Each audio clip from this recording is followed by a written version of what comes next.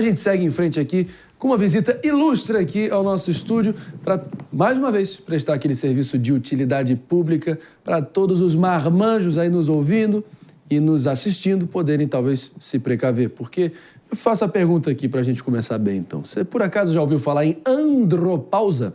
Também conhecida como a menopausa masculina. A andropausa é marcada pela diminuição dos níveis de testosterona. Chega para todo mundo. O período pode apresentar ali alguns sintomas que causam uma verdadeira bagunça na rotina, né? Como mudanças físicas e emocionais e um problema que muitas vezes é difícil de encarar, que, claro, são as alterações na sua função e potência sexual. Para a gente entender como que a gente pode se precaver e reverter essa tendência, claro, com a idade chegando para todo mundo, a gente tem aqui o prazer de receber o especialista que sabe tudo e mais um pouco sobre perda de peso para conversar com a gente sobre saúde e bem-estar. O doutor Filipe Pedrinola, ele que é um baita de um endocrinologista. Tudo bem, Pedrinola? Bom te ver, doutor. Tudo bem, André? Prazer estar aqui com você, com os amigos da Jovem Pan e um bom dia para todos os ouvintes. Presença de altíssimo gabarito e categoria aqui no nosso Morning Show. Explica pra gente então, doutor, afinal de contas, qual a idade que começa a andropausa a surgir e fazer os seus efeitos serem sentidos e se todo homem passa por isso? Sabe que esse é um termo que nem é bem aceito totalmente dentro da comunidade médica, porque faz uma comparação como se fosse a menopausa na mulher. Mas na mulher, de fato, é uma pausa. Vou só te interromper brevemente. Estamos aqui com o doutor Filipe Pedrinola, ele que é endocrinologista, sobre um assunto polêmico. Que, claro, que a diminuição de testosterona afeta todos os homens em algum momento. Como que a gente consegue nos preservar nesse sentido? E a dita andropausa, que, pelo visto, não tem um consenso científico em torno dela, se ela, de fato, é sentida para valer. É por aí? É um termo que existe, de fato, mas por que pausa? Na verdade, no homem é diferente da mulher. Sim. O homem, a redução da testosterona, ela é muito gradual. Então, por isso que esse termo pausa não é tão adequado assim. Justo. Existem outros nomes, como a deficiência androgênica do envelhecimento masculino, o hipogonadismo masculino. Andropausa é mais fácil, vai. Andropausa é mais fácil. Então, tem essa característica de ser muito lenta. Então, depois dos 35, 40 anos de idade no homem, é que começa a ter uma redução de 1 a 2% ao ano no nível de testosterona. Então, isso é uma média. Mas você vê homens de 70, 80 anos de idade com níveis de testosterona absolutamente normais. E a gente tem visto hoje em dia, por exemplo, em jovens, uma diminuição do nível de testosterona mais precoce. Então, é importante se analisar, de fato, caso a caso. Não é em todo homem que isso acontece, mas a média é essa, né? Depois dos 35, 40, vai, de fato, tendo uma redução do nível de testosterona, mas sempre o diagnóstico é feito junto com os sintomas. Então, a gente vai analisar não só os níveis da testosterona, que hoje tem um consenso que é por volta de 300. Então, testosterona abaixo de 300 seria considerado talvez uma andropausa, junto com os sintomas, quer dizer, aquela falta de energia, diminuição da libido, dificuldade de ereção, falta de motivação, irritabilidade, perda de massa muscular no homem. Então, são todos os sintomas que devem ser levados, e não só com a dosagem de testosterona, mas também com a dosagem de outros elementos muito importantes também, que são feitos laboratorialmente no homem. E vem cá, doutor, abro para perguntas aqui também, se tem alguma medicação que a gente pode tomar por pílulas ou é aquela famosa injeçãozinha na nádega? Existem várias maneiras de repor a testosterona, pode ser por injeção, pode ser por adesivo, por gel, até por implante hormonal. Só que antes é importante fazer o diagnóstico, porque a queda da testosterona pode estar relacionada a fatos aí de saúde momentâneos, uso de medicamentos. A gente sabe também o estresse, a falta de sono. Então, existem muitas causas por trás. Então, antes de você começar a fazer uma reposição hormonal no homem, e de forma que ele fique dependente, né, dessa reposição hormonal, é uma decisão, então a gente tem que avaliar as causas que podem estar por trás. Então, hábitos de vida tem muito a ver com o nível de testosterona também. Vamos ouvir do Segre, vamos ouvir do PP, ou dois que já passaram aí dos 40? Não, faz tempo que passou. Muito tempo. Doutor, a pergunta é, tem um amigo outro dia me falou que ele repõe... Não, mas é um amigo sim. Vou mais longe, não vou citar o nome, mas ele mora em Santa Catarina. Um amigo meu. Ele diz que faz reposição hormonal de testosterona a cada 5 dias e o seu nível está em 2.000. Não é um exagero? É um exagero. Porque aí é um nível que a gente chama de suprafisiológico, né?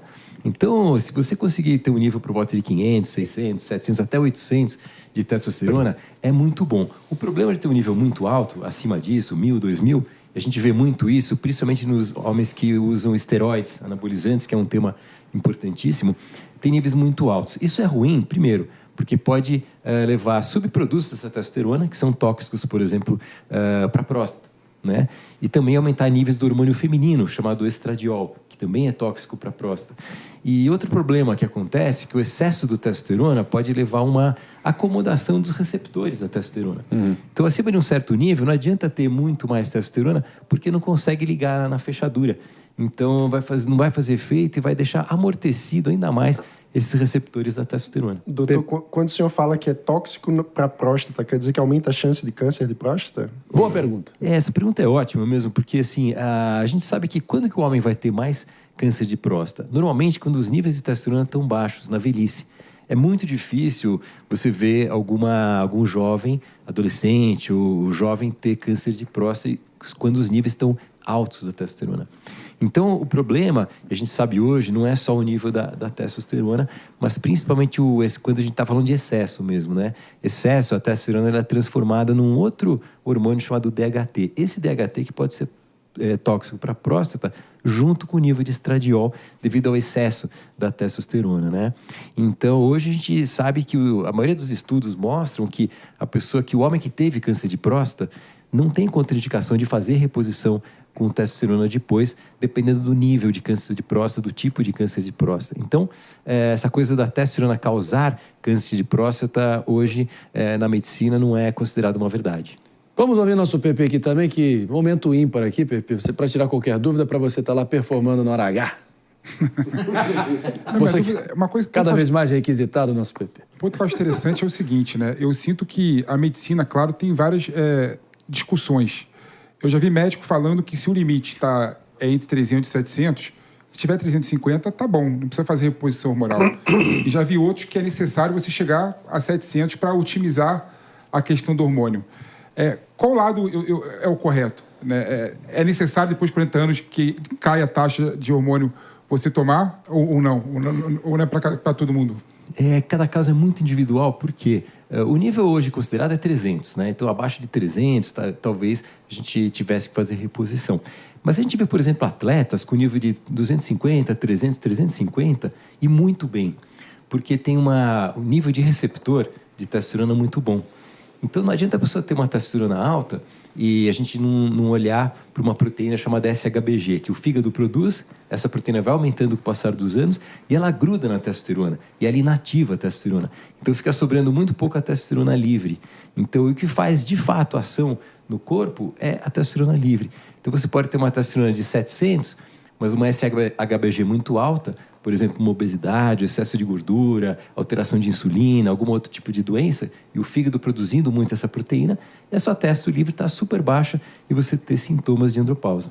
Doutor Pedrinola, vamos trazer, por que não, o nosso Roberto Mota, diretamente do Rio de Janeiro. Mota que é um sujeito firme aí no verbo, e aí também está muito bem casado. Eu imagino que esteja aí tudo em ordem, Mota, mas também fica à vontade aqui. Momento de consulta grátis, entre aspas, aqui no Morning Show. Está tudo completamente em ordem, Marinho. Inclusive, vou fingir que esperando acredito. o momento em que o presidente vai me dar aquela medalha que ele já deu aí para o segredo. Concorrência está grande, Mota. Agora, eu queria fazer uma pergunta para o doutor, que é qual é a influência do exercício físico na testosterona? Ótima colocação, Roberto, porque o exercício físico a gente sabe que melhora, de fato, os níveis da testosterona no homem. Assim como melhora a ação da testosterona, porque sensibiliza mais os receptores da testosterona também. Então, o exercício físico é um grande aliado aí na performance masculina e nos níveis da testosterona, sim. Agora, uma coisa que eu já ouvi, todo mundo conhece, os famosos homem-rã. Quem nunca foi numa academia já viu aqueles sujeitos que parecem um troglodita aqui no dorso para cima, né? Aqueles sujeitos grandes com aquelas perninhas de graveta de sabiá, certo? Malhar a perna, pelo que eu já ouvi, é o que mais libera testosterona e deixa o cara mais pronto para performar na hora H. Confere essa, ou isso é folclore? É verdade. Aliás, a gente fala muito sobre autonomia com a idade, né? E o principal músculo que deve ser trabalhado para pensando na velhice é músculo nas pernas. Eu ouço sempre do meu pai, a velhice entra pelas pernas. Uma coisa desesperadora. E como você falou, a gente vê muito esse chuchu ao contrário, né? Quer dizer, a pessoa que é grandona em cima e a perninha fina, não é né? Não?